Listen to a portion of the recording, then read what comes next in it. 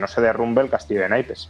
Al respecto de lo que justo está comentando, Silicon Valley Bank, el bofetón que se dio ayer del 60% no ha sido suficiente, acaban de volver a suspender la negociación de acciones en esta compañía, en este banco, en concreto porque dice que están esperando los reguladores recibir detalles de algunas de las ventas de acciones y de las peticiones que tienen de ventas de acciones que están superando con creces las expectativas del propio Silicon Valley Bank. Está habiendo un pánico, claro, en los accionistas de esta entidad y en los tenedores también, bueno, de deuda e incluso de depósitos de la propia entidad. ¿Hasta qué punto ve usted que esto se vaya a contagiar? Dice, se están viendo pequeñas fisuras dentro del sector. ¿Vamos a ver de nuevo al sector bancario sufrir por culpa de este tipo de cuestiones? Bueno, es que se están dando dos circunstancias que a la banca estadounidense la están destrozando. Por un lado, la subida de tipos de interés, que está reduciendo el valor de sus activos financieros, de sus bonos a largo plazo, el valor liquidativo de esos bonos.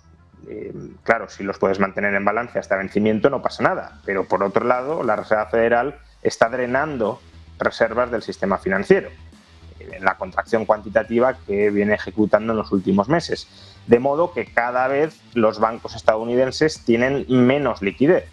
Y no el conjunto de la banca estadounidense, sino una parte del sistema bancario, que son los bancos pequeños o medianos, los bancos regionales. Y justamente Silicon Valley Bank es uno de esos bancos pequeños o medianos que, ya digo, como categoría sabemos que tienen un porcentaje de reservas cada vez más bajo, muy cercano ya al 0%. Entonces, si seguimos con este drenaje de reservas y esta subida de tipos, que además también a los depositantes de estos bancos los incentiva a buscar otro tipo de activos refugio, deuda pública, por ejemplo, que les pague una cierta rentabilidad y no les exponga al riesgo de estas entidades, pues mientras compren deuda pública se está experimentando una fuga de depósitos y de reservas por parte de estos bancos, asfixiando aún más su liquidez. Así que no es en absoluto descartable o no sería nada extraño que este episodio de Silicon Valley Bank lo hubiéramos reproducido con otros bancos de escala, ya digo, pequeña o mediana. Pero claro, a partir de aquí, pues ya lo que pueda llegar a suceder con los bancos grandes por efecto contagio es imprevisible. ¿Esto es un cisne negro? Bueno, lo que vimos ayer, esa caída del 60%, el contagio que hemos visto hoy, con incluso un Santander que ha llegado a caerse más de un 7%, ¿es ese cisne negro que no lo habíamos visto y ahora vamos a ver esos contagios? ¿Podría ocurrir?